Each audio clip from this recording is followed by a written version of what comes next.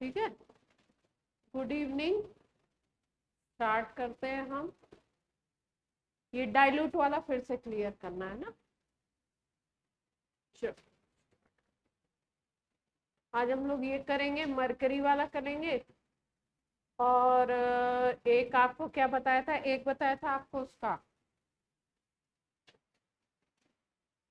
Electrode में बात करी थी हम लोगों ने। विदुषी पूछ रही है कि NaCl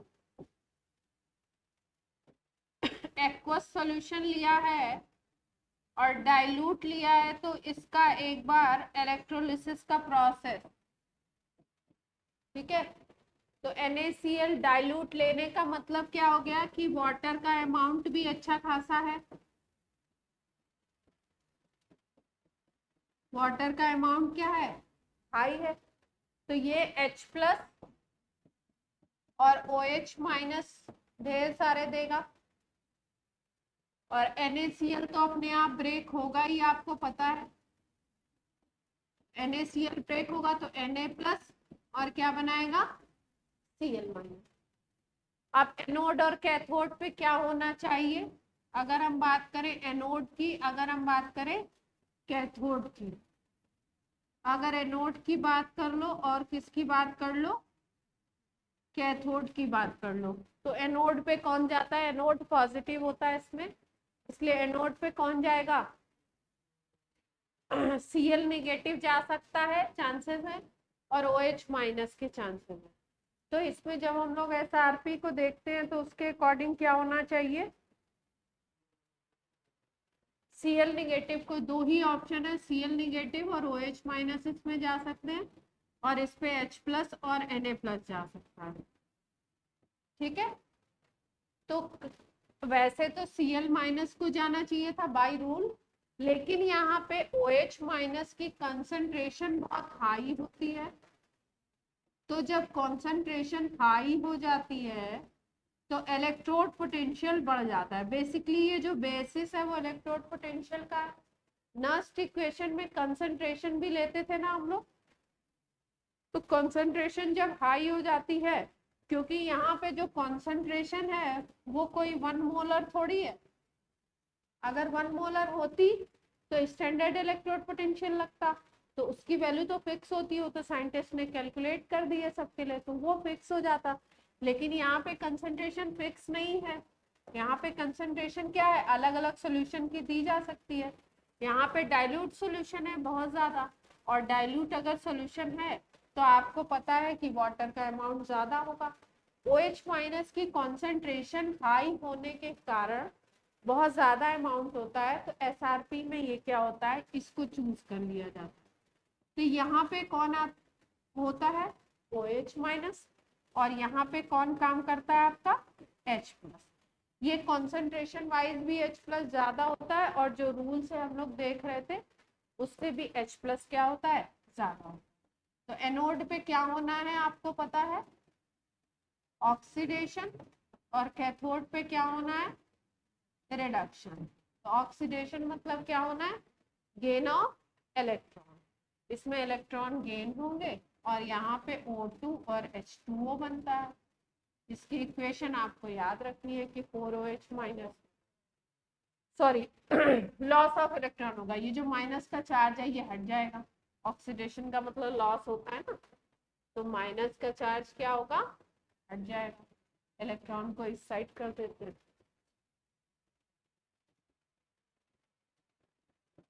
इलेक्ट्रॉन इधर लॉस हो जाएंगे, O2 और H2O बन जाएगा, और इस साइड क्या होगा आपका, वही इलेक्ट्रॉन आकर के एडअप हो जाएंगे, H2। ठीक है, यही बात हुई थी अपनी। क्लियर है सबको,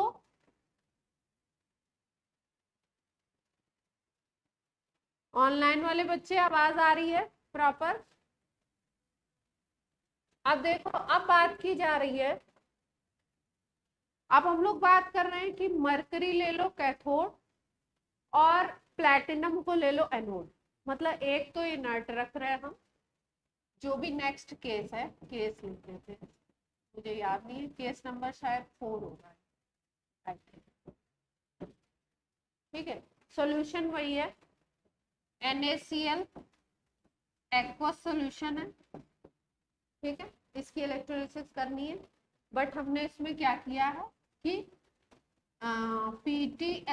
पीटी लिया है एनोड, मतलब ये तो इनर्ट इलेक्ट्रोड है, और दूसरा हमने क्या लिया है, हमने ले लिया mercury x cathode.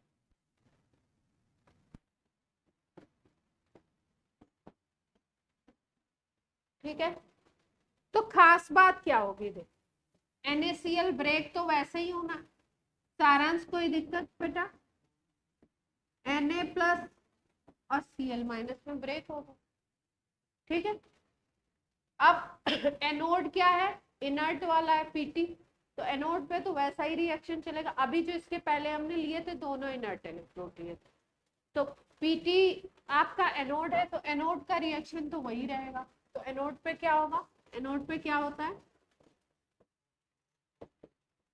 Oxidation, loss of electron होना है। एनोड पे जाएगा कौन, Cl माइनस जाएगा या OH माइनस जाएगा। यहाँ पे इन्होंने कुछ भी नहीं लिखा है डाइल्यूट वगैरह, तो क्या मानेंगे, कॉन्सेंट्रेटेड मान लेंगे। तो कॉन्सेंट्रेटेड जब मानते हैं तो Cl माइनस जाता है, तो Cl माइनस जाएगा तो होगा क्या, ये अपने इलेक्ट्रॉन को लूज करेगा और यहाँ पे क्या बन जाएगा, Cl2 गैस बन जाएगी। यहाँ तक की बात सबको क्लियर है। ये कहानी हो गई किस पे, एनोड पे।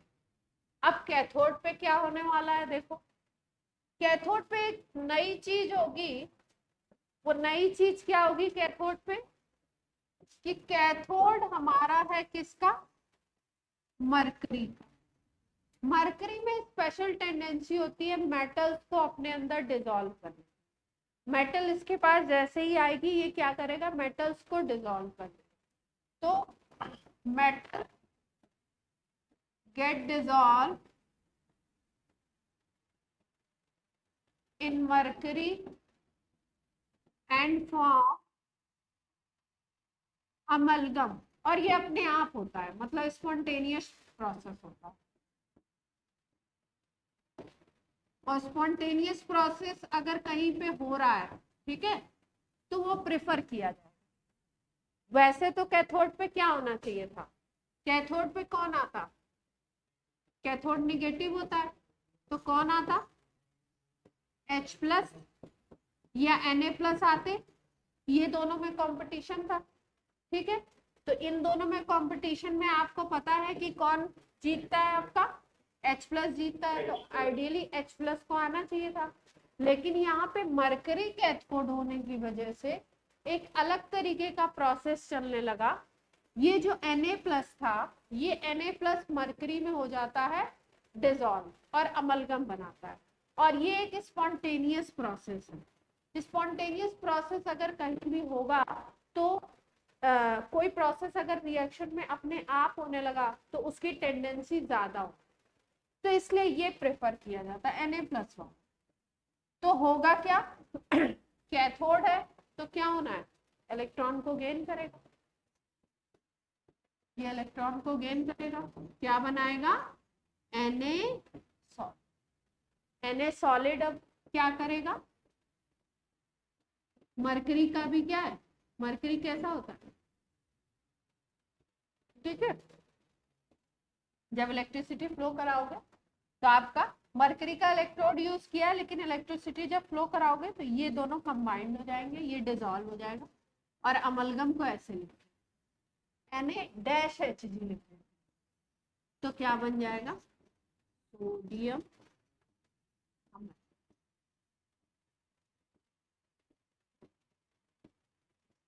किसी भी चीज का अगर अमलगम है, मान लो जिंक का है तो Zn-Hg लिख देंगे तो जिंक अमलगम हो गया। ये क्या बन गया, सोडियम अमलगम यहाँ पे बन गया। और उस पे क्या बना था हमारा, उस वाले पे तो Cl2 गैस। क्लियर है ये प्रोसेस सबको, ठीक। अब देखो एक और है आपका, एक केस है मरकरी वाला हो गया, एक और था तो हम लोग क्या लेते थे, केस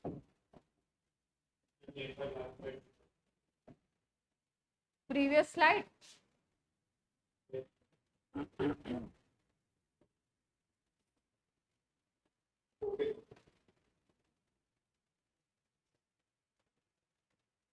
अब क्या करें, अगर हम लोग दोनों इलेक्ट्रोड एक्टिव मेटल का ले लें, कोई ऐसी मेटल ले लो, जिंक ले लो, कॉपर ले लो, सिल्वर ले लो, इस तरीके की अगर मेटल्स हम लोग ले लें, उसका इलेक्ट्रोड ले लें, तो उसमें एक और स्पेशल चीज होती है। क्या ले रहे हैं हम, एनोड एंड कैथोड, ये दोनों अगर हम ले लें सिल्वर का सपोर्ट, ठीक है, तो ये एक स्पेशल केस है। इसमें होता क्या है, इसमें NaCl से कोई लेना ही देना नहीं होगा। होगा क्या, सिल्वर को ही क्या होना है, ऑक्सीडाइज होना है, और सिल्वर को ही क्या होना है, रिड्यूस होना। सिल्वर इनर्ट में नहीं है, सिल्वर एक्टिव में काम करे, आता बहुत नीचे है, लेकिन ये सिल्वर यहाँ पे इलेक्ट्रोलिसिस के प्रोसेस में एक्टिव की तरह काम करता है। हाँ, प्लेटिनम कोई इनर्ट नहीं, ठीक। तो होगा क्या, NaCl हमने लिया, बेसिक सोल्यूशन हम क्या ले रहे हैं, NaCl ले रहे हैं एक्वस, तो होना क्या चाहिए था, N प्लस, ठीक। और क्या होगा, H2O भी तो होगा, H प्लस OH माइनस, ठीक है।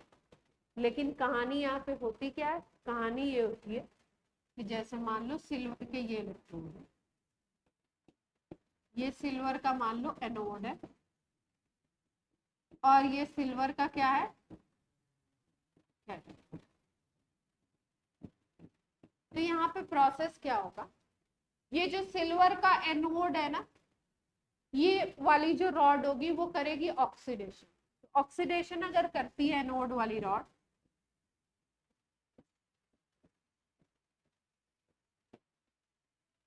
तो इसका जो सिल्वर है ये क्या करेगा, ऑक्सीडेशन करने के लिए सारांश क्या करना पड़ेगा इसको,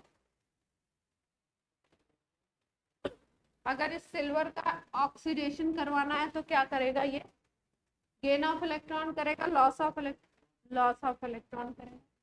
तो ये रॉड पे जो सिल्वर है वो इलेक्ट्रॉन को क्या करता है, लूज करता है, और सिल्वर प्लस होता है,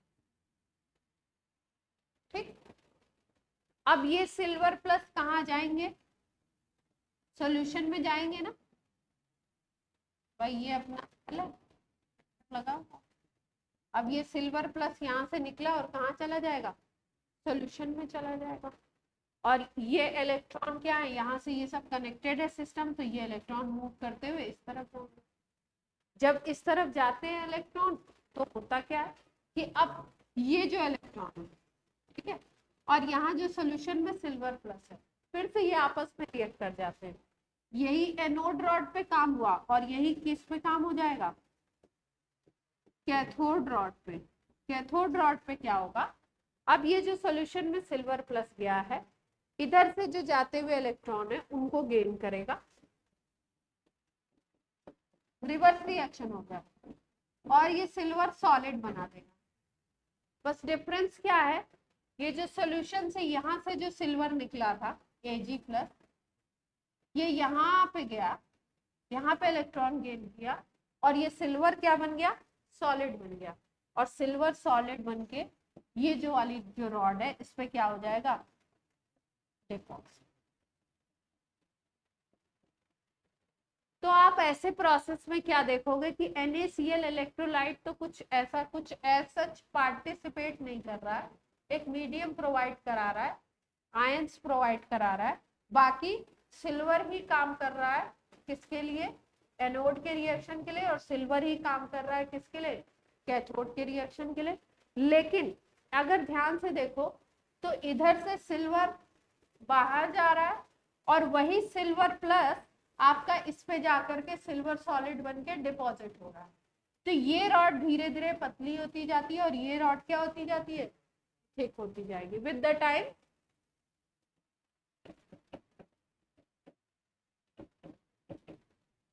ये वाली जो एनोड की रॉड है वो क्या होगी, थिन होगी, और जो कैथोड की रॉड है वो क्या होगी, थिक होगी।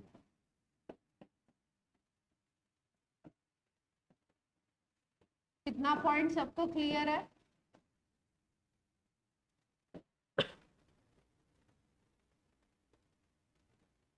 ठीक है। अब ये जो प्रोसेस हुआ ये सब यूज कहाँ करेंगे हम लोग, कहाँ पे इसको यूज में ले सकते हैं? तो मेटलर्जी की अगर प्रोसेस में बोलो तो मेटलर्जी में एक प्रोसेस होता है, एक प्रोसेस इलेक्ट्रो रिफाइनिंग होता है। क्या होता है? इलेक्ट्रो रिफाइनिंग होता है। ठीक है, तो रिफाइनिंग का क्या मतलब है कि हमको इम्प्योर मेटल मिल गई है और हमें प्योर बनाना है। ठीक, तो क्या करते हैं कि ये जैसे ये मान लो हमारे पास जो हमने किसी प्रोसेस से सिल्वर की इम्प्योर सिल्वर बना लिया।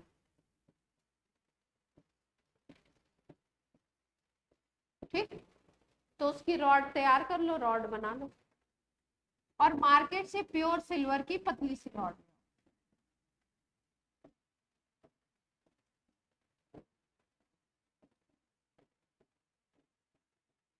पतली सी रॉड ले आओ। ठीक है, क्यों? क्योंकि आपको इसको प्यूरिफाई करना है, सिल्वर एक्सपेंसिव मेटल है, इसको आपको प्यूरिफाई करना है।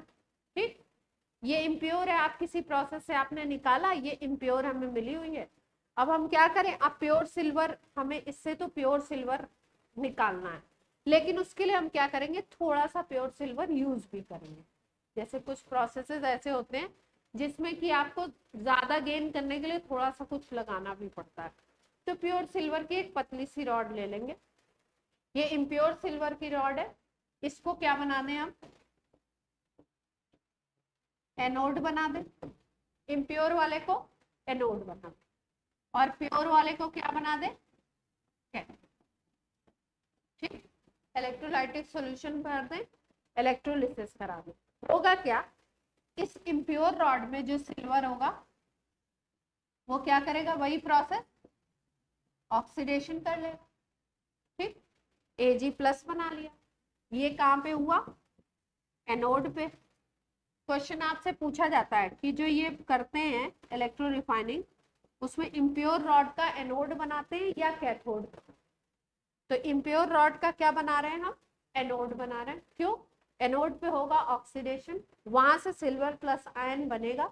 जो भी इसमें सिल्वर के साथ और भी चीजें होंगी ना इम्प्योरिटी, ठीक है, जैसे आपका कोई मान लो कोई और इम्प्योरिटी है, या आपका धूल मिट्टी ये सब चीजें हुई, तो वो तो यहाँ पे पड़ी रहेंगी और सिल्वर प्लस निकल आएगा इलेक्ट्रॉन को अलग करते हुए। अब ये सिल्वर प्लस जैसे ही यहाँ पे जाएगा, इलेक्ट्रॉन इधर से इधर मूव करेंगे। अब सिल्वर प्लस फिर से क्या करेगा, इलेक्ट्रॉन को गेन करेगा, क्या बना लेगा, सिल्वर सॉल्ट। तो इस इम्प्योर रॉड में जो सिल्वर था वो धीरे धीरे प्लस बनते हुए सॉल्यूशन में आया, फिर सॉल्यूशन से इधर से इलेक्ट्रॉन को गेन करते हुए सिल्वर सॉलिड बना, और फिर इस प्योर पे डिपॉजिट होता। पहले प्योर वाली रॉड क्या लेते हैं हम लोग, थिन रॉड लेते हैं, धीरे धीरे इम्प्योर से सिल्वर इस पे डिपॉजिट होता जाता है, और डिपॉजिट होते होते ये थिक हो जाती है, ये बहुत पतली है। ठीक है, तो अब जब बहुत पतली हो गई इसका मतलब बहुत सारा सिल्वर हमने निकाल लिया, और ये बहुत थिक हो गई मतलब प्योर सिल्वर बहुत ज्यादा हो गया। तो फिर क्या करते हैं, प्योर की इस रॉड को हटा लेते हैं, फिर मार्केट से दूसरी पतली रॉड लगा देते हैं अगर और प्यूरिफाई करना है। फिर इम्प्योर सिल्वर की दूसरी रॉड लगा देंगे, थिक रॉड, यहाँ पे फिर से थिन लगा देंगे, और लगातार इस तरीके से हम लोग क्या कर लेते हैं, रिफाइन। इम्प्योर पे क्या, इनिशियली तो मेटेलिक रॉड है ना, तो कोई चार्ज नहीं होगा इनिशियली तो।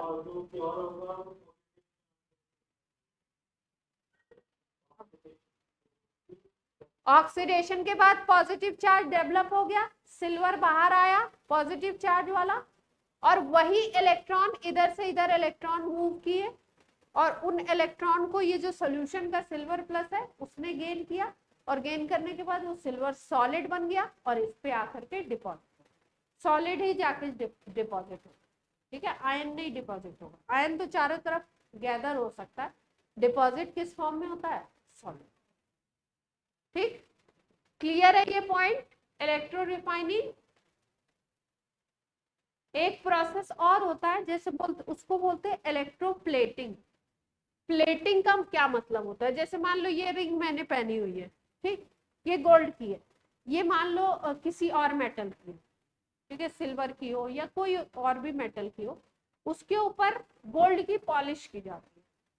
क्या किया जाता है, गोल्ड की पॉलिश कर दी जाती है, तो वो कैसा दिखेगा, अंदर से बेसिकली तो वो कोई और मेटल है, और ऊपर से आपने क्या कर दी, पॉलिशिंग कर दी, तो उसको हम लोग बोलते हैं क्या, इलेक्ट्रोप्लेटिंग। क्या बोलते हैं, इलेक्ट्रो प्लेटिंग। अब सोचो कि इलेक्ट्रोप्लेटिंग में क्या करना चाहिए, जैसे मान लो ये रिंग है, ठीक है, किसी अनदर मेटल की, इसके ऊपर हमको क्या करना है, गोल्ड की पॉलिश करनी है। ठीक, तो ये जो अनदर मेटल की है, इसको एनोड बनाए कि कैथोड बनाए, किसको क्या बनाए, अनदर मेटल को कैथोड बनाए, गोल्ड डिपॉजिट होगा। अच्छा, ध्यान से सोच के बताना, ये मान लो गोल्ड की रॉड है,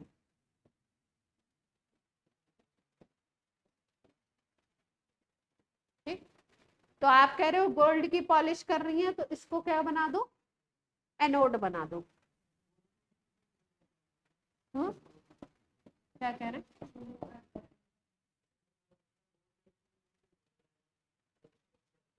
हाँ डिपॉजिट हो जाएगा ऊपर लेयर। ठीक है, सही कह रहे हैं, मैं तो यूं ही आपको कह रही थी कि आप कंफ्यूज होते हैं कि नहीं। ये एनोड है, जिस पे हमको प्लेटिंग करनी है उसको क्या बना लो, कैथोड। ठीक, अब क्या किया हमने, एनोड गोल्ड का था Au, इसने क्या किया, Au प्लस बनाया, इलेक्ट्रॉन ये सॉल्यूशन में चला गया। ठीक, अब ये जो Au प्लस है, फिर से ये क्या करेंगे, यहाँ पे आके इलेक्ट्रॉन को गेन करेंगे और क्या बना लेंगे, Au सॉलिड। Au सॉलिड जैसे ही बनेगा, वो सॉलिड क्या होगा, इसके ऊपर धीरे धीरे धीरे धीरे रिंग को क्या कर देगा, गोल्डन कर देगा।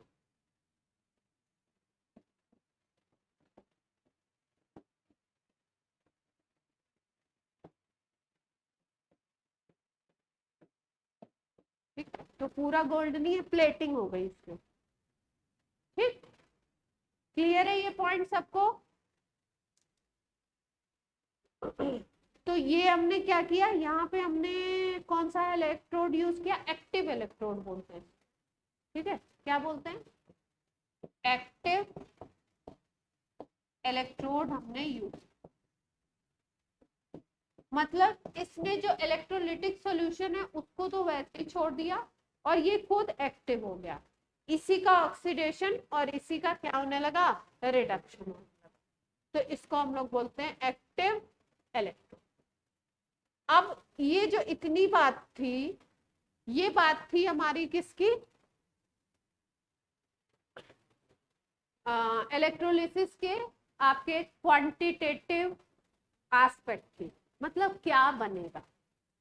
अब दूसरा एस्पेक्ट हम लोग देखते, क्वालिटेटिव एस्पेक्ट की, अब क्वांटिटी देखने जा रहे हैं, तो उसके लिए हमको क्या जानना होता है, दो लॉज जानना है।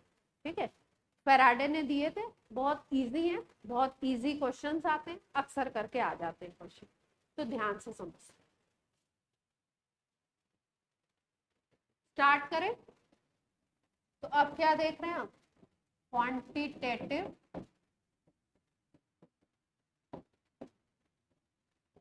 aspect of electrolysis। ठीक, ये किसने बताया, फैराडे। किसी को कोई दिक्कत है अभी तक, किसी को कोई प्रॉब्लम है तो पूछ लीजिए बच्चा। फैराडे लॉ करवाएंगे और फैराडे लॉ के क्वेश्चन। इसमें इलेक्ट्रोकेमिस्ट्री खोलो, इंडेक्स देखते। किसी को कोई प्रॉब्लम है तो पूछ लो।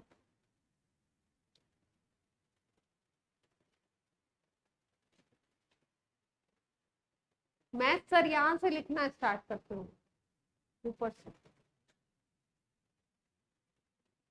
हमारा आधा बोर्ड बेक कर जाता है। अच्छा सर, पीपीटी हमेशा तैयार करके ओपन कर ले।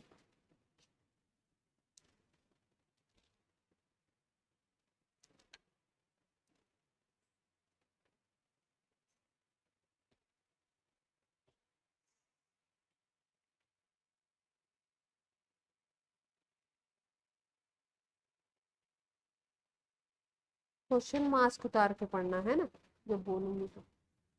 इलेक्ट्रोलिसिस का क्वेश्चन,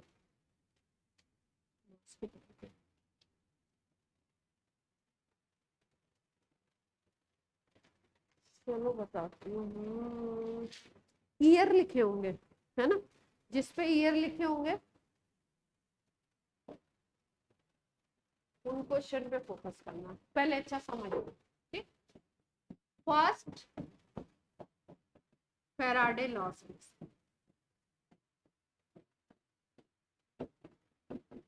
फर्स्ट फैराडे लॉ क्या कहता है, फर्स्ट फैराडे लॉ अमाउंट के बारे में बताता है कि भाई कितना अमाउंट डिपॉजिट होगा वो किसके ऊपर डिपेंड करेगा। तो फर्स्ट फैराडे लॉ कहता है कि अगर आप इलेक्ट्रोलिसिस करा रहे हो तो किसी भी इलेक्ट्रोड पे जो डिपॉजिटेड सब्सटेंस होगा उसका मास, या अगर कहीं पे कोई गैस इवॉल्व हो रही है तो गैस जो इवॉल्व हो रही है उसका मास, वो डिपेंड करता है mass of deposited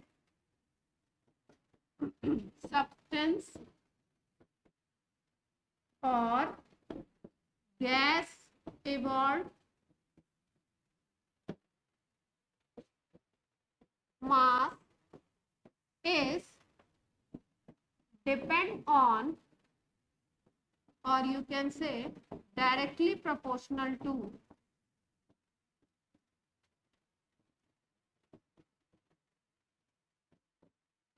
charge flow in the circuit। Circuit में कितना चार्ज फ्लो कर रहा है उसके ऊपर डिपेंड करता है। ठीक है, इलेक्ट्रिसिटी आप कितनी दे रहे हो, भाई चार्ज क्या होता है, Q इज इक्वल टू क्या होता है, I इंटू टी तो होता है। ठीक, तो क्या कह रहे हैं कि जो मास डिपॉजिटेड अगर M मान लो तो ये किसके डायरेक्टली प्रोपोर्शनल है, चार्ज की। Q ले लो, कहीं कहीं पे स्मॉल q भी कोई कोई बुक यूज करती है, मैटर नहीं करता। तो मास किसके डायरेक्टली प्रोपोर्शनल है, चार्ज जो आप फ्लो कर रहा है। चार्ज कैसे फ्लो हो रहा है, करंट के फॉर्म में फ्लो हो रहा है। भाई करंट क्या होता है, I इज इक्वल टू क्या बोलते हैं, तो आप I ये formula Q is equal to I into T. तो अगर आप बोलते हो mass is directly proportional to Q, then आप ऐसे भी लिख सकते हो mass is directly proportional to I into T. और जब ये प्रोपोर्शनलिटी हटाते हैं तो एक कांस्टेंट आता है z, ZI, ठीक है।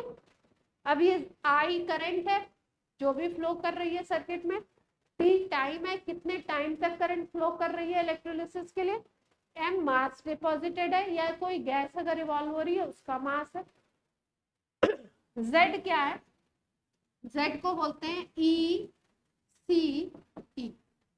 Electrochemical equivalence. क्या बोलते हैं, इलेक्ट्रोकेमिकल इक्विवेलेंट। Z से डिनोट करते हैं इसको।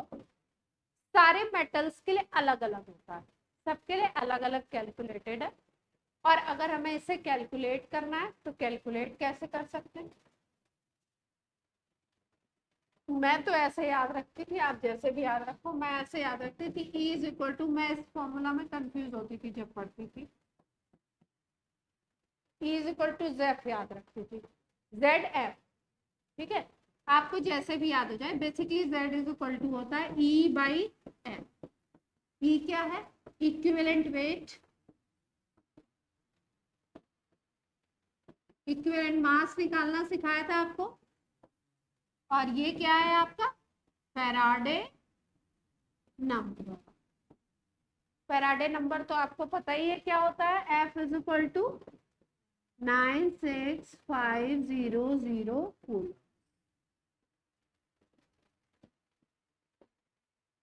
ठीक है। फैराडे नंबर होता है, और फैराडे नंबर बेसिकली होता क्या है, this is charge on 1 mole of, electron के 1 मोल पे जितना चार्ज का अमाउंट कैलकुलेट किया गया उसको क्या बोला गया, 1 फैराडे। और इसकी वैल्यू कितनी होती है 96500, ये अप्रॉक्स लिया गया है, वैसे कितनी होती है 96485, एग्जैक्ट 485 होती है, कैलकुलेशन के लिए अप्रॉक्सीमेशन में ये लिखा। कितनी बात क्लियर है। तो Z is equal to E/F आ गया। अगर हम फॉर्मूला में रखते हैं तो क्या आ जाएगा अपना formula, M is equal to ZI/T आ गया था, Z इज इक्वल टू हमने क्या लिख दिया, E/F/I/T,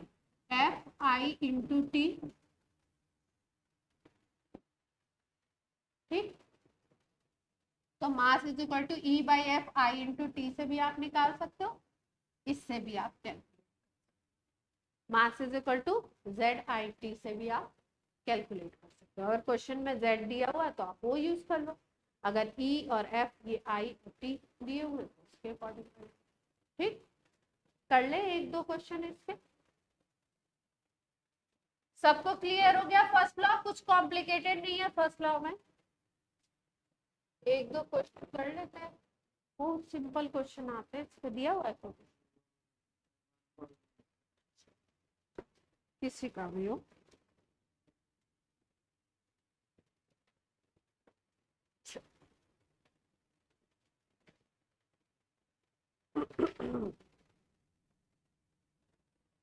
ये तो वाला है जो हम लोग कर चुके हैं। बंद कर दो, ठंड लगी।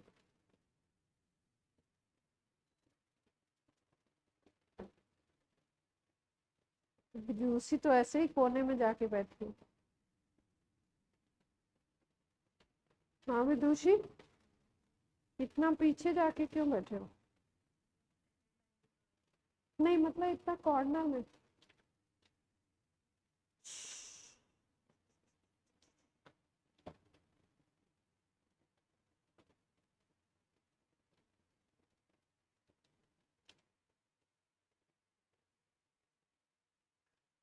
जब क्लास के लिए क्वेश्चन देख रहे होते हैं तो बहुत क्वेश्चन दिखते हैं, और एकदम से सडनली क्लास में दिखते नहीं।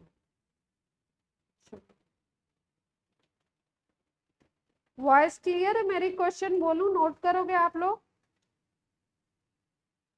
ऑनलाइन वाले बच्चे, ऑफलाइन वालों को तो सुनाई दे रहा है, बोलूं मैं question.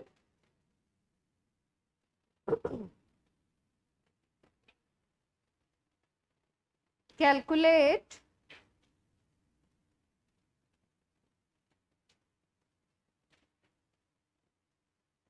Time required for deposition of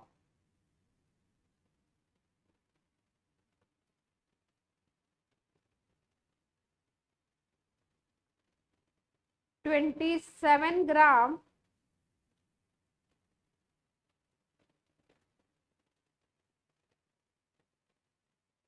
of aluminium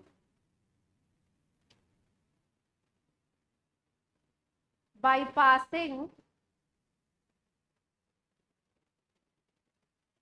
1 milliampere current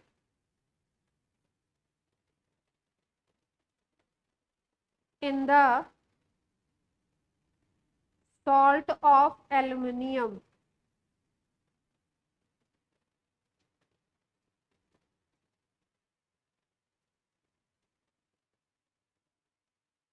question note कर लिया सबने?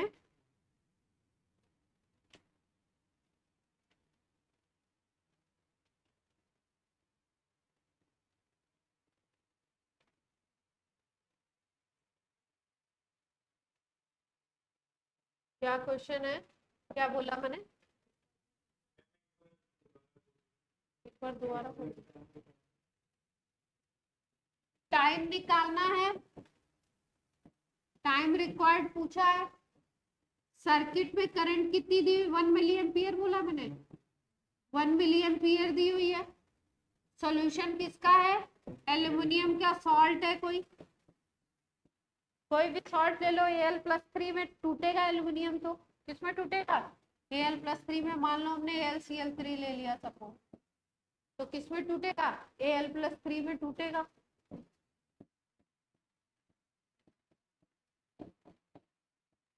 ऐसे ही ब्रेक होगा ना। टाइम पूछा है, मास दिया हुआ है कितना? मास आपका दिया हुआ है 27 ग्राम और एटॉमिक मास भी होता है इसका 27। क्लियर है हेमांग? क्वेश्चन फॉर्मूला आपको यही लगाना है, M is equal to ZIT या M is equal to E/FIT।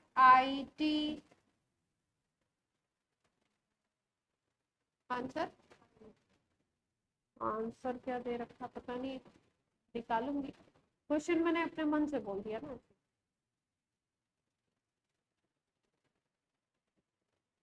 Solve करो सब लोग, ट्राई करो।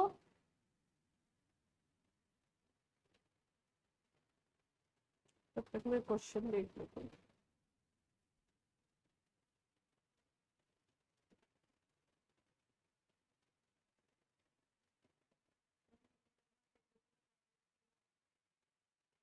हाँ, मिली एम्पियर को एम्पियर में कन्वर्ट करेंगे 10⁻³ से मल्टीप्लाई करके।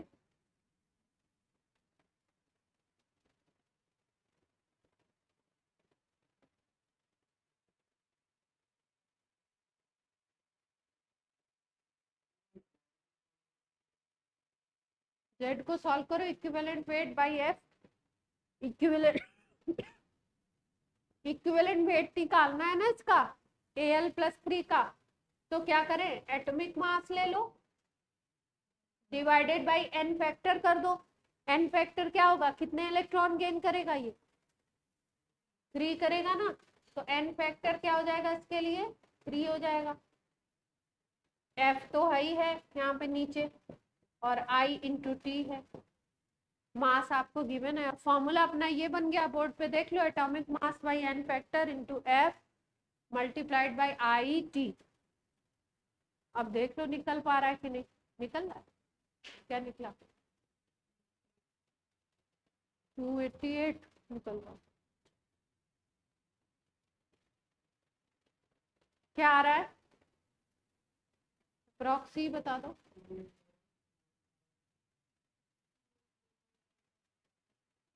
विदुषी का 288.5 आ रहा है। चलो देखते। ये तो सीधा है एकदम।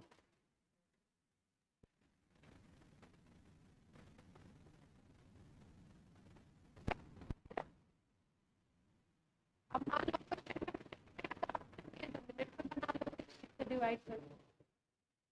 ठीक है, निकाले।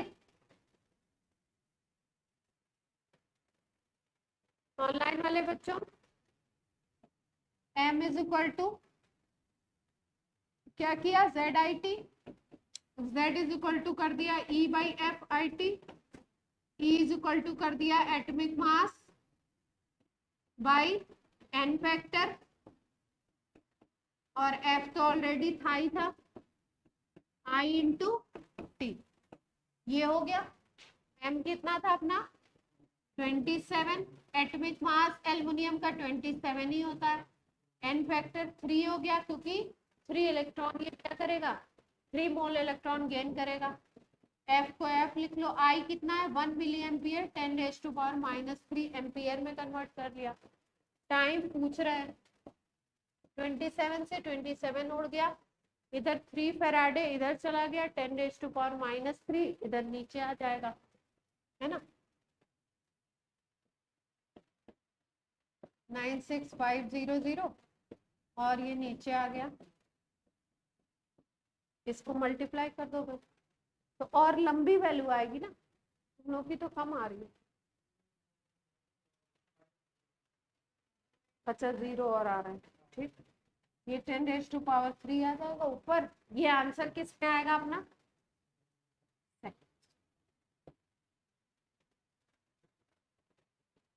क्लियर है सबको। इजी क्वेश्चन आते हैं, एक और करो।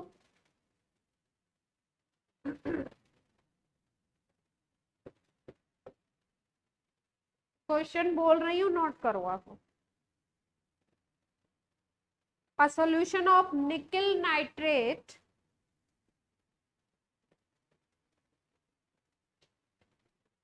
किसका सॉल्यूशन है, निकल नाइट्रेट का, NiNO3 वोल्टॉइस का, इसका सॉल्यूशन है, is electrolysed between platinum electrode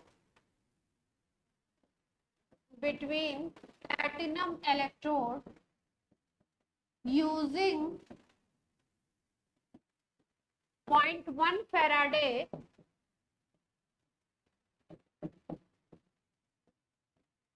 charge कितना यूज कर रहे हैं, 0.1 फैराडे यूज कर रहे हैं। How many mole of Ni will deposited at cathode?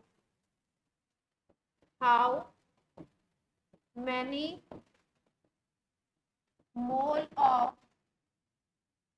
Ni deposited at cathode?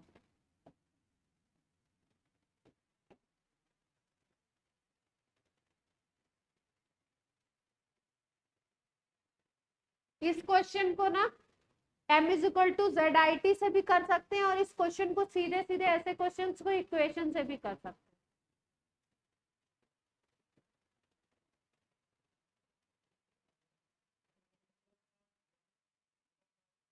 हैं। निकल पे ये देखो NiNO3 वोल्टॉइस है ना, NO3 पे -1 होता है, तो इधर -2 हो गया पूरा, तो इस पे +2 हो गया। निकल पे कितना है चार्ज, +2। सारांश करो, तुम्हारी बैटरी 1 घंटे बाद एग्जैक्ट चली जाती है। हाँ, तुम ना बोले कि आए करो घर से, क्या कहते हैं उसको, क्या बोलते हैं उसको, पावर बैंक नहीं। हाँ, बॉटल में अपने छोटी सी कॉफी वॉफी लेके आया करो, हार्ड कॉफी, हाँ, या ग्लूकॉन डी पिया करो कुछ, तुम्हारी बैटरी मेंटेन रहना बहुत जरूरी है।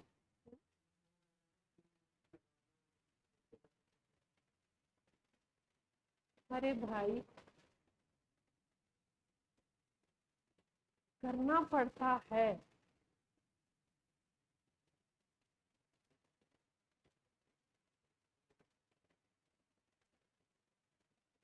कैसे होगा, करना है ना।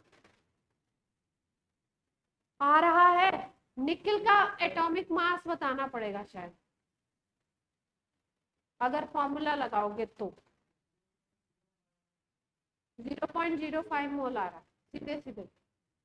ऑनलाइन में किसी का आया बच्चों?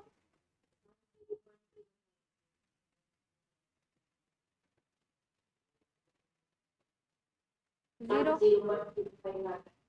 0.05। अच्छा चलो भाई करके देख लें। निकल नाइट्रेट है तो निकल नाइट्रेट कैसे ब्रेक होगा? Na+2 बनाएगा और NO3 माइनस के 2 यूनिट बन जाएंगे।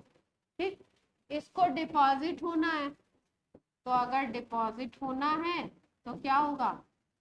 2 इलेक्ट्रॉन यहाँ पे, इक्वेशन यही तो शो कर रही है, तभी तो निकल सॉलिड बनेगा। यही बात है ना। अब ये 2 इलेक्ट्रॉन का मतलब 2 इलेक्ट्रॉन तो है नहीं, क्या मतलब है इसका? 2 मोल्स ऑफ इलेक्ट्रॉन है। ये क्या है? 2 मोल्स ऑफ इलेक्ट्रॉन। तो ये इसका मतलब 2 फेराडे चार्ज की बात हो रही है।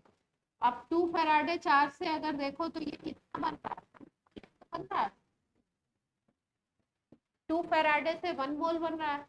आपको क्या पूछा गया है कि 0.1 फेराडे से कितने मोल बनेगा, बस यही तो निकालना। तो आपको यूनिटरी मेथड लगा दो सीधे सीधे। 2 फेराडे से कितना है? 1 मोल है, तो आपका 0.1 फेराडे से कितना हो जाएगा?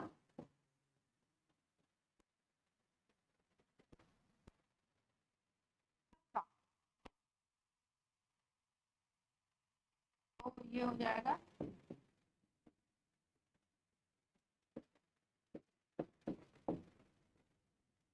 आ गया सबको? छोटा सा था फॉर्मूला से। फॉर्मूला से करने के लिए निकल का चाहिए एटॉमिक मास, वो याद है?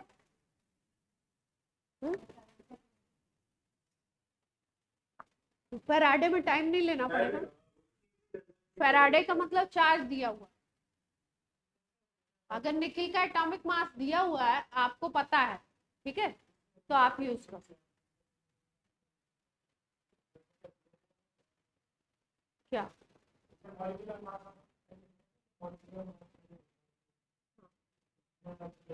जहाँ यूज करना होता है अक्सर करके दे देते हैं। जैसे अभी एल्यूमिनियम का एक क्वेश्चन है, तो उसमें एल्यूमिनियम का लास्ट में क्वेश्चन में लिखा है 27, है ना। अब जैसे इसको इसमें ये जेईई मेन 2019 का क्वेश्चन था, ये जो आपने किया लास्ट वाला, ये है ना। तो अब जैसे इस क्वेश्चन में, अब इस क्वेश्चन में या तो आपको निकल का, क्योंकि क्वेश्चन में इन्होंने दिया नहीं, तो या तो निकल का एटॉमिक मास पता हो आपको, तब m is equal to ZIT आप लगा सकते हो, क्योंकि Z निकालने के लिए आपको क्या चाहिए? E चाहिए, और E निकालने के लिए आपको एटॉमिक मास चाहिए। अगर एटॉमिक मास पता है तब तो ये आप लगा सकते हो। क्यों? क्योंकि आपको सीधे में एन फैक्टर वगैरह सब पता है कि एन फैक्टर आपका 2 होगा, वो सब लगा करके आप कैलकुलेशन हैवी हो जाएगी। ठीक, ये कैसा क्वेश्चन है? सीधे सीधे आपने यूनिटरी मेथड से निकाल लिया। अगर एटॉमिक मास पता है तो वैसे भी निकाल सकते थे। फेराडे देने का मतलब चार्ज दे दिया है। क्या दे दिया इन्होंने? चार्ज दे दिया। करके बता देती। निकल का एटॉमिक मास देखो गूगल बाबा से, देख रहे थे?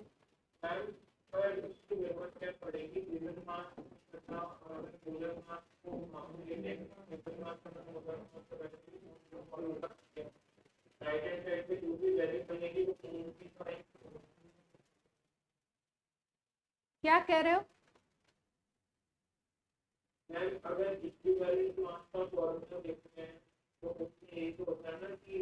इससे मास भी, सुनो सुनो, अगर ZIT लगाओगे तो मास निकालोगे, फिर उसके बाद मोल्स निकालोगे। क्वेश्चन में मोल्स निकालने हैं ना। ZIT निकाल लगाओगे तो पहले मास निकालोगे m, फिर उसके बाद वैसे भी हो जाएगा, वैसे भी आ जाएगा। देखो कैसे आए, लगा लेते हैं। ये लगाना चाहते हैं, ठीक है। I इंटू टी क्या होता है? चार्ज होता है। चार्ज कितना दिया हुआ? Z इज इक्वल टू होता है E by F, I into T कितना दिया हुआ है 0.1 फेराड। एफ से एफ कट गया, यहां तक की बात क्लियर है। एम इज इक्वल टू क्या आ गया 0.1 ई, ये आ गया, ये मास है, ठीक है। मास मतलब वही आप समझ लो गिवन मास है। ई निकालना है आपको, इक्विवेलेंट मास। इक्विवेलेंट मास कैसे निकालोगे, atomic mass divided by n factor. N factor यहाँ पे क्या दिखाई दे रहा है आपको, 2 दिखाई दे रहा है।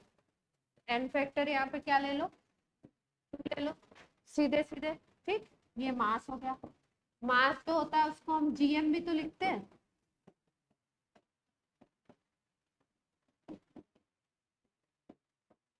अब आप ये मत बोलना ये कर क्यों रहे हैं, इसको जीएम लिखते हैं ना।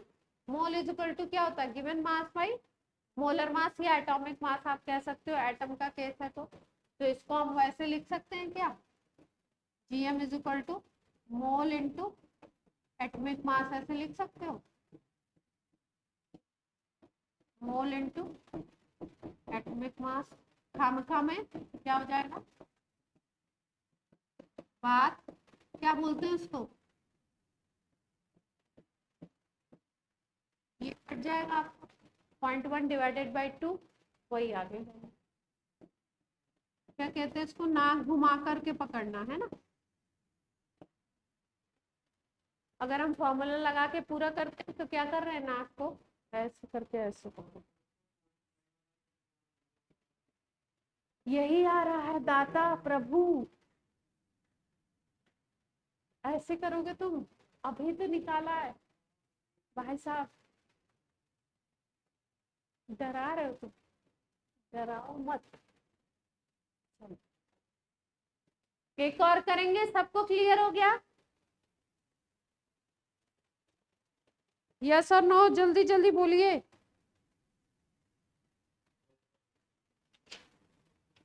इसमें जब मैं बहुत बहुत ही बेकार हो जाता है कभी कभी मेरा। चलो जल्दी से नोट करो, 2018 का है।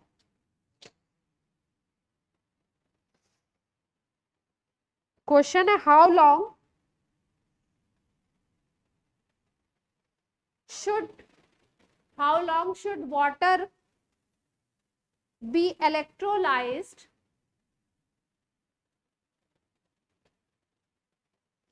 by passing 100 ampere current so that oxygen released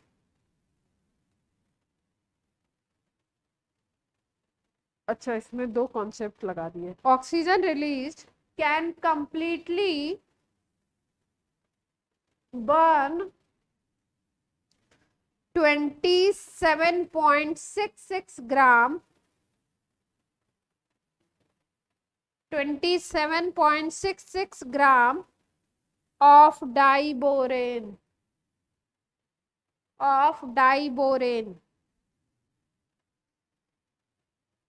question note कर लिया सबने, ब्रैकेट में लिख लो, जेई मेन 2018 का क्वेश्चन है। ऑप्शन लिख लो, 6.4 आवर्स, 0.8 आवर्स, 3.2 आवर्स, 1.6 आवर्स।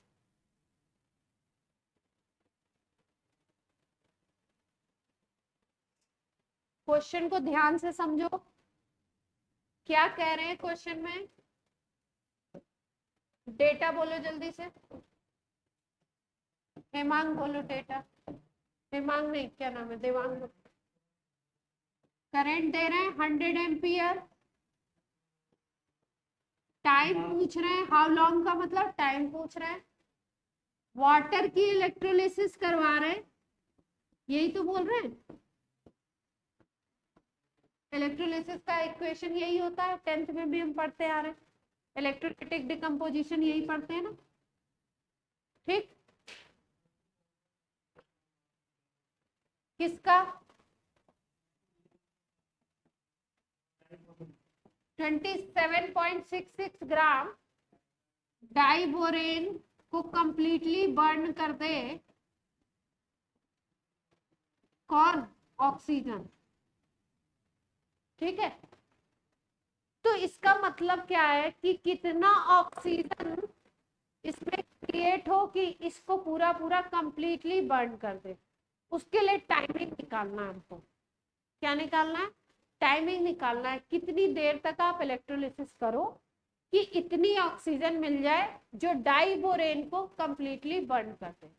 तो क्वेश्चन को दो फॉर्मेट में चेंज कर दिया। एक जगह लगवाएंगे फैराडे लॉ, उसके नियम को यूज करेंगे। दूसरी जगह इन्होंने क्या कॉन्सेप्ट लगा दिया, डाइबोरेन के अगर कंबशन का कंप्लीट कंबशन का रिएक्शन नहीं पता है तो क्या होगा, क्वेश्चन गया। ठीक, तो और बोरान का इन्होंने कुछ एटॉमिक मास भी दिया हुआ है 10 बोरान का एटॉमिक मास दिया 10.8 AMU में दिया। ठीक है, अब बोरेन को बर्न करवाते हैं, डाइबोरेन को। डाइबोरेन होता है B2S6। क्या होता है? B2S6। इसको ऑक्सीजन की प्रेजेंस में बर्न कराते हैं। ऑक्सीजन की प्रेजेंस में जब बर्न कराएंगे तो बनेगा क्या? BOH होल थ्राइस बन सकता है। नहीं नहीं नहीं नहीं, इसमें ऑक्साइड जलाओगे जब तो क्या बनता है? ऑक्साइड। B2O3 बनेगा। और क्या बनेगा?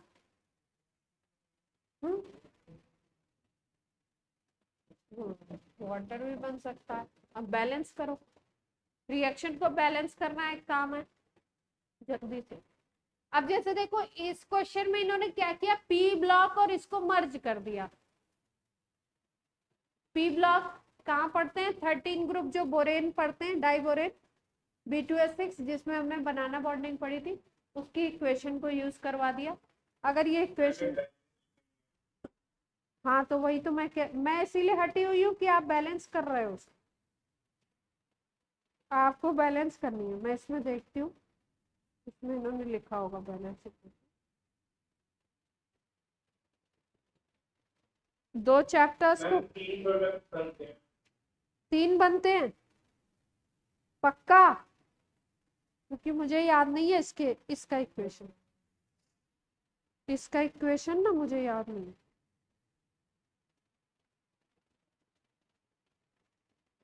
कहाँ गया क्वेश्चन, कहाँ गया?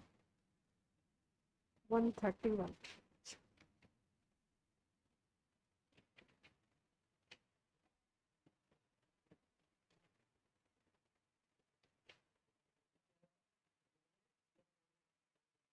Borane B2S6 plus 3O2 gives B2O3 plus 3H2। ये है इक्वेशन बैलेंस। देख पा रहे हैं सब लोग? हेलो हेलो, ऑनलाइन वाले बच्चा पार्टी।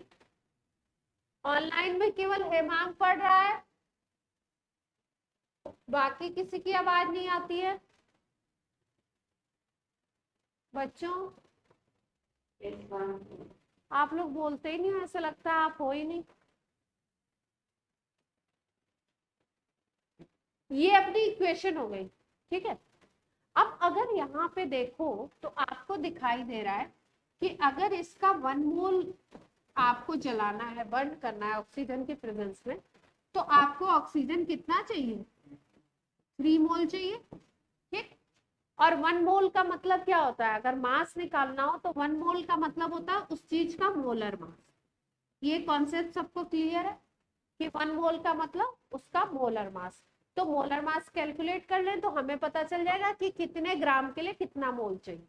तो इसका मोलर मास निकाल लेते हैं। B2S6 का कितना बताया था बोरॉन का? 10.8।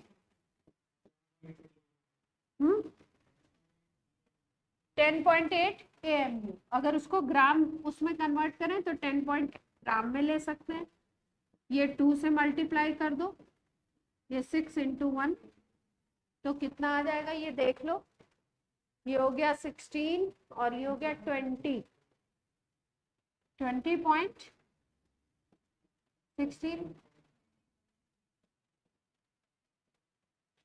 अच्छा 21.6 हो जाएगा या 06,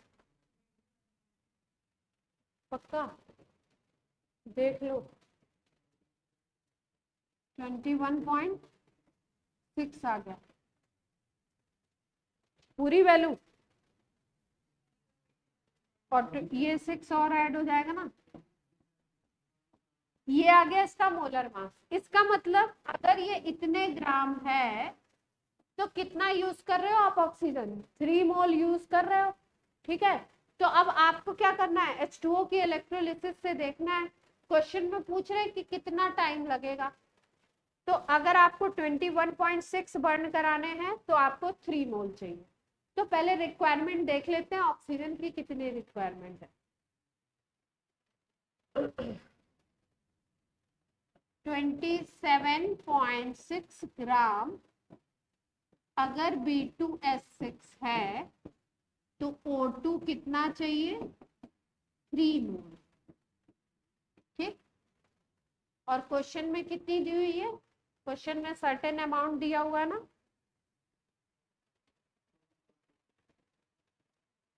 यही दिया हुआ है क्वेश्चन में, यही अमाउंट दिया हुआ, कितना ही दिया हुआ है, 27.6 ही दिया हुआ है क्वेश्चन में। ठीक है, तो इसका मतलब हमें ऑक्सीजन कितनी चाहिए, 3 मोल चाहिए, 3 मोल ऑक्सीजन चाहिए। तो ये देख लो, ये इक्वेशन था,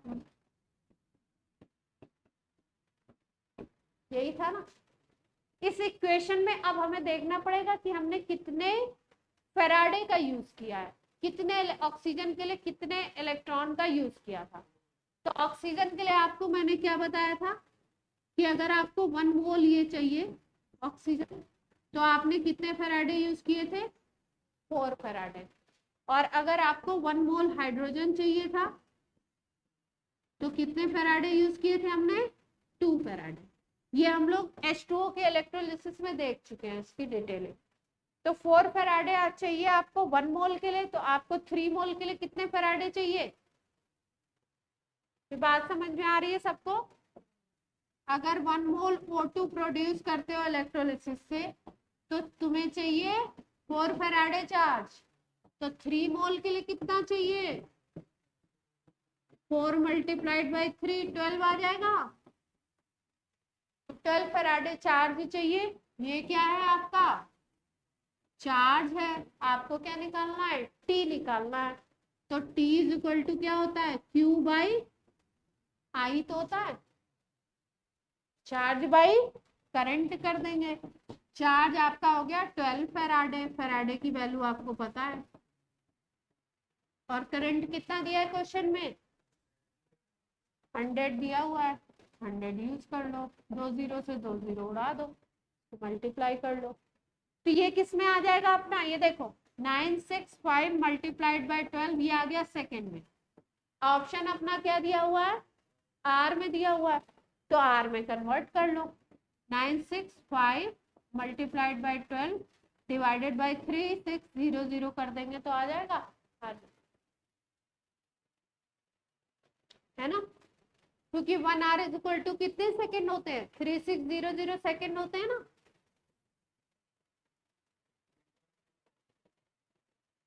आप कट कर लो, देख लो, ये 12 है तो ये 3 आ जाएगा, और इसको अगर 100 को हटाओ तो ये आ जाएगा 9.5 डिवाइडेड बाई 3, डिवाइड कर लो तो 3 पॉइंट कुछ आ जाएगा। ऑप्शन क्या क्या दिए हुए, अप्रोक्सीमेट भी लिखा हुआ है इसमें, इसमें इन्होंने वर्ड लिखा है अप्रोक्सीमेट।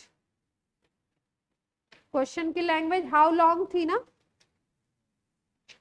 हाउ लॉन्ग जैसे ही लिखा है ब्रैकेट में लिखा है अप्रोक्सीमेट, तो 3.2 आवर्स मान लो, सी ऑप्शन हो जाएगा। अप्रोक्सीमेट क्या आएगा, सबको क्लियर है बात,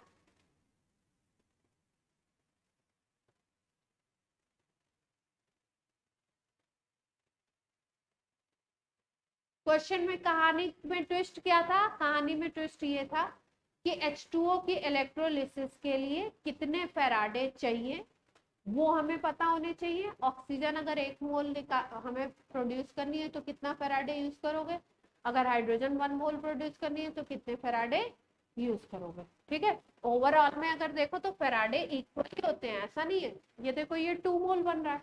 फेराडे का मतलब क्या है? फेराडे का मतलब यही तो है, कोई इलेक्ट्रॉन देगा कोई इलेक्ट्रॉन लेगा, टोटल इलेक्ट्रॉन किसी भी रिएक्शन में सेम होते हैं। ठीक है, मान लो 4 इलेक्ट्रॉन अगर जा रहे हैं तो उसको गेन करने के लिए, 4 इलेक्ट्रॉन को गेन करने के लिए कोई बैठा हुआ। ठीक, ये क्या करता है? H2 कैसे क्रिएट होती है? H प्लस होता है, ये इलेक्ट्रॉन को गेन करता है। ये O2 के OH माइनस क्या करता है? इलेक्ट्रॉन को लूज करता है। ठीक है, तो अगर ये 4 फैराडे यूज कर रहा है तो ये भी क्या करेगा? 4 फैराडे ही यूज करेगा। ठीक है, इसका भी 4 फैराडे का इन्वॉल्वमेंट होगा। लेकिन यहाँ पे 1 मोल के लिए 2 फैराडे चाहिए, 2 मोल के लिए 4 हो जाएंगे, यहाँ पे 1 मोल के लिए 4। तो ओवरऑल में दोनों का इक्वल ही होगा। ठीक है, लेकिन ये 2 मोल प्रोड्यूस होगी, ये 4 फैराडे से ये 1 मोल प्रोड्यूस हो रही है, ये 2 मोल। ठीक, ये पता होना चाहिए था। दूसरा क्वेश्चन में हमें पता होना चाहिए था कि B2S6 के ऑक्सीडेशन का, बर्निंग का इक्वेशन क्या होता है, कंबशन का इक्वेशन क्या होता है। ज्यादातर जैसे आपके कार्बन और हाइड्रोजन के कंपाउंड हो, बोरॉन हाइड्रोजन के कंपाउंड हो, नाइट्रोजन हाइड्रोजन के कंपाउंड हो, जब इनकी बर्निंग होती है तो इनका ऑक्साइड और वाटर प्रोड्यूस होता है। बोरॉन के ऑक्साइड में B2O3 फेमस ऑक्साइड है, तो हम अंदाजा लगा के भी इक्वेशन बना सकते थे, B2O3 प्लस H2O, फिर बैलेंस करके देख सकते थे। अगर बैलेंस याद है तो बहुत तेज काम हो जाएगा, याद होना चाहिए। ठीक, तो जैसे बोर्ड एग्जाम में पी ब्लॉक के जो इक्वेशंस होते हैं वो एज सच पूछे जाते हैं, इनसे ये रिएक्ट कर रहा है तो क्या बनता है। लेकिन जो आपका जेई में होगा वो क्या होगा? कहीं से भी कहीं पे भी यूज कर। ठीक, अब जैसे इसको अगर एडवांस का क्वेश्चन बनाना है तो इसमें 2-3 कॉन्सेप्ट वो मर्ज कर देंगे। मोल कॉन्सेप्ट लगाया, फैराडे लॉ लगाया, तीसरा क्या लगा दिया इन्होंने? पी ब्लॉक क्वेश्चन इसमें बना दिया, और कुछ और भी लगा सकते, कोई और कॉन्सेप्ट भी मर्ज कर एडवांस क्वेश्चन। ठीक, जैसे एडवांस के क्वेश्चन में इक्विलिब्रियम और ये थर्मोडायनेमिक्स, इसको मर्ज कर देते हैं कई बार। मोल कॉन्सेप्ट तो सब में ही मर्ज हो जाता। ठीक है, इसलिए जब केमिस्ट्री स्टार्ट करती है क्या बोलते हैं? मोल कॉन्सेप्ट सबको आना चाहिए, बॉन्डिंग सबको आनी चाहिए, आती है तो अटक जाओगे बहुत सारी जगह पे। ठीक, अब ऐसा क्वेश्चन कर लेंगे, Z यूज करना है तो भी कर लेंगे, Z is equal to E by F। अब सेकेंड लॉ कर लेते हैं, टाइम बता दो। 45। अच्छा, बहुत ही इजी है, उससे भी ज्यादा इजी। सेकेंड लॉ क्या कहता है? सेकेंड लॉ कहता है कि मास डिपॉजिटेड जो होगा वो इक्विवेलेंट वेट के डायरेक्टली प्रोपोर्शनल होगा। 2 सॉल्यूशन आप ले लो अलग अलग, ठीक है, उसमें अगर आप चार्ज सेम फ्लो कराते हो, ठीक है, क्या सेम फ्लो कराओ? Q is equal to I into T, अगर ये सेम, ठीक, 2 अलग अलग ले लो। जैसे मान लो ये कॉपर सल्फेट यहाँ पे इलेक्ट्रोलिसिस हो रही है, दूसरे में निकल कार्बोनेट की हो रही है। ठीक, एक में कॉपर सल्फेट की हो रही है, दूसरे में किसकी हो रही है? निकल कार्बोनेट की इलेक्ट्रोलिसिस हो। अगर दोनों की इलेक्ट्रोलिसिस करा रहे हो आप मान लो यहाँ पे चार्ज फ्लो कराते हो 3 फैराडे का, और यहाँ पे भी चार्ज वही फ्लो 3 फैराडे, तो जो मेटल डिपॉजिट होगी वो कैसे होगी? वो उसके इक्विवेलेंट वेट के डायरेक्टली प्रोपोर्शनल होगी। मतलब mass deposited directly proportional to equivalent weight of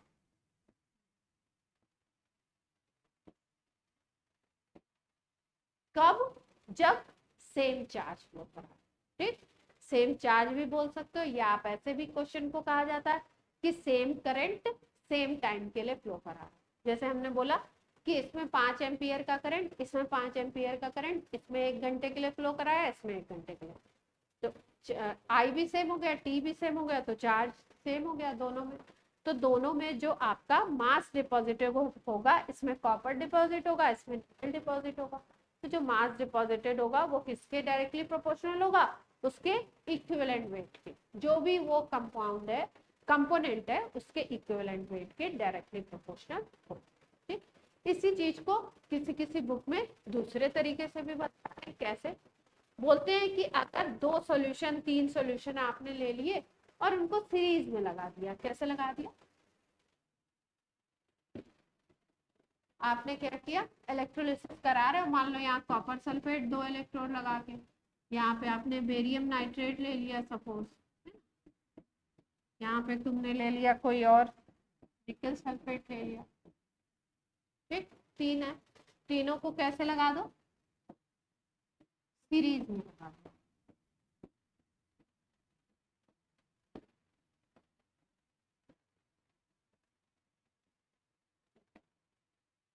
ये एनोड है, ये इसका एनोड है, इसका एनोड है। ठीक है, ये आपका, इसको एनोड को भी कनेक्ट करेंगे।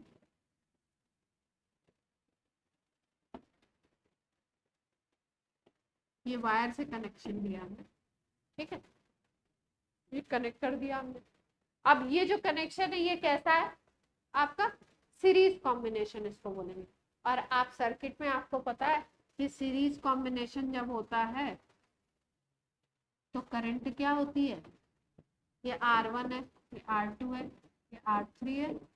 अगर सीरीज कॉम्बिनेशन में करंट क्या होती है, सेम होती है ना।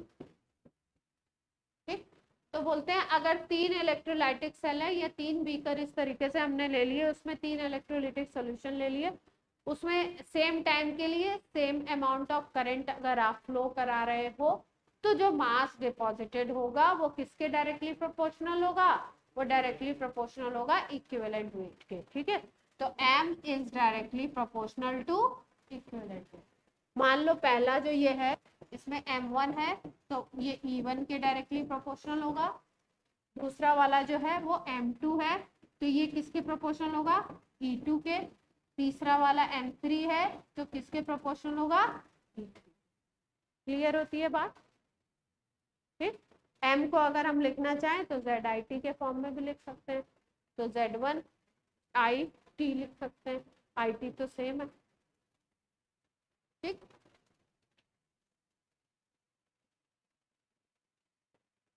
यही तो बोला हमने, इक्विवेलेंट वेट के डायरेक्टली प्रोपोर्शनल। ठीक, Z को हमने क्या लिखा था, E/F ही तो लिखा था, तो E is equal to Z into F लिख सकते हो। ओके है, तो यहाँ पे क्या लिख सकते हो, ये लिख सकते हो। ये Z किसी भी मेटल का अलग अलग होगा, जैसे पहले के लिए तो ये लिखो, F तो सेम रहेगा फैराडे, दूसरे के लिए, तीसरे के लिए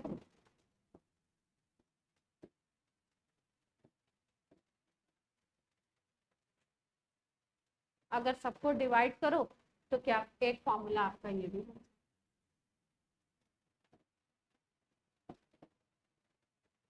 यहाँ से अगर देखो m/e कर दो अगर, तो यहाँ कांस्टेंट आ जाएगा।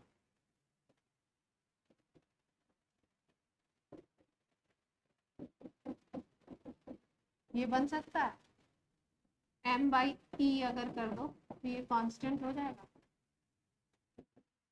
सबके लिए इसको लिख सकते हो, m1/e1 is equal to m2/e2 m3/e3। Condition क्या है, चार्ज सीरीज में लगे हुए हैं, या जो चार्ज फ्लो किया जा रहा है वो क्या हो रहा है,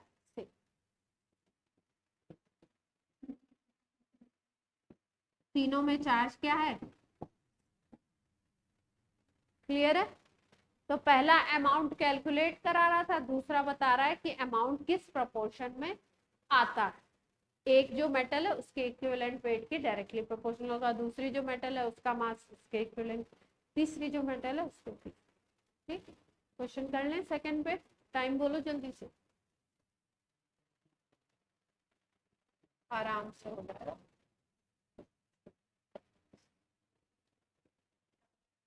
चलो भाइयों और बहनों, अच्छा सा एक क्वेश्चन, फर्स्ट पे क्वेश्चन ज्यादा आए, सेकंड पे इतने नहीं आए पर आए हैं, कभी कभी तो दे देते, जल्दी से कर लेते हैं।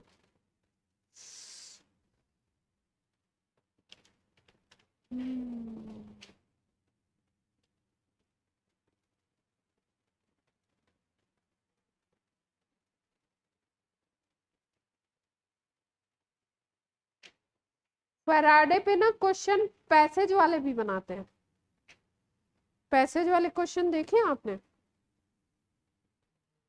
हम्म, पैसेज, एक पैसेज दिया होगा है ना, फिर उसमें 3 क्वेश्चन होंगे, 4 क्वेश्चन होंगे ऐसे।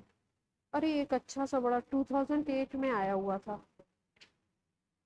हम्म, काफी अच्छा क्वेश्चन था, इसमें इन्होंने दिया नहीं है क्या?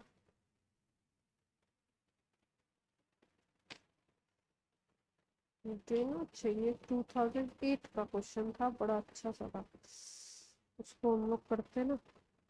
अच्छा इसमें पैसेज तो दिया ही नहीं है ना, पैसेज क्वेश्चन था, बहुत बढ़िया। चलो एक रिएक्शन दिया हुआ लिखो, इलेक्ट्रोकेमिकल इक्विवेलेंट, सब लोग सुन पा रहे हैं? Electrochemical equivalent of copper in the reaction, of copper in the reaction, reaction दिया हुआ आपका Cu+2 electron gives Cu solid, ऐसे लिखा हुआ है रिएक्शन is, ऑप्शंस लिख देती हूँ, Z निकालना है इसका मतलब आपको, ठीक है? ऑप्शंस आपके दिए हुए हैं 90, 63.5, 63.5 इसका एटॉमिक मास होता है कॉपर का।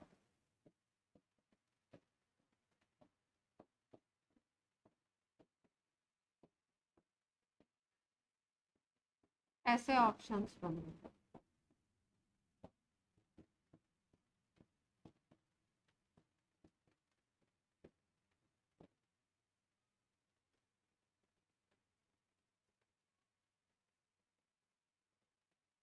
एक दो और हैं ऑप्शन, जो भी है निकालोगे तो पता ही लग जाएगा क्या है, इसमें से सही भी हो सकता है और फिर दूसरा भी हो सकता है। You have to calculate Z by using this equation. Atomic mass copper का 63.5, कौन सा आ रहा है ऑप्शन? सी आ रहा है, अच्छा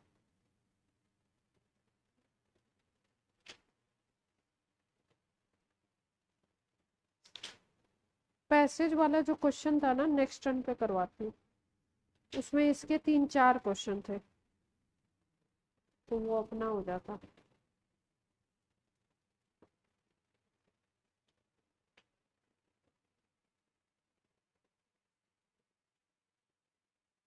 इसमें भी देना चाहिए, पता नहीं क्यों नहीं देते, प्रीवियस ईयर दे रहे हैं तो देना चाहिए। एक मरकरी वाला भी क्वेश्चन था, अच्छा निकल गया सबका, इजी है, टफ नहीं है, अच्छा टफ दे दें क्या क्वेश्चन? पैसेज पैसेज दिख गया,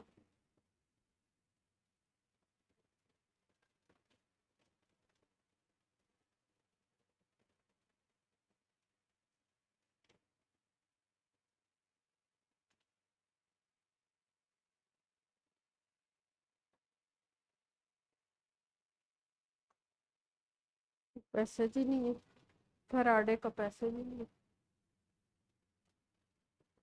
बता दें, सॉल्व करवा दें?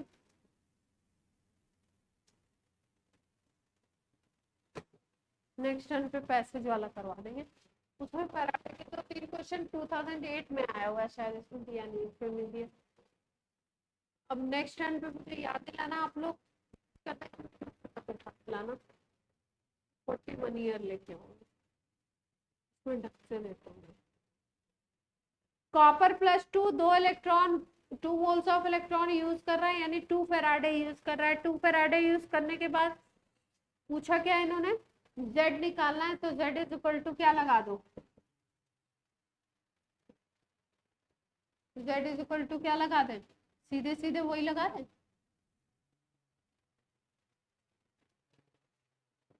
Z is equal to E upon F लगा देते हैं सीधे सीधे। Equivalent weight divided by F कर लो। इक्विवेलेंट वेट क्या हो जाएगा, atomic mass by n factor, और F तो F है ही, ठीक है। एटॉमिक मास बता दिया था 63.5 है, n फैक्टर 2 दिखाई दे रहा है आपको, और फैराडे 9650। तो आंसर क्या बन गया अपना, ठीक है। तो आज की क्लास करते हैं हम लोग ऑफ। चलिए बच्चा पार्टी, बाय बाय। हाँ जी।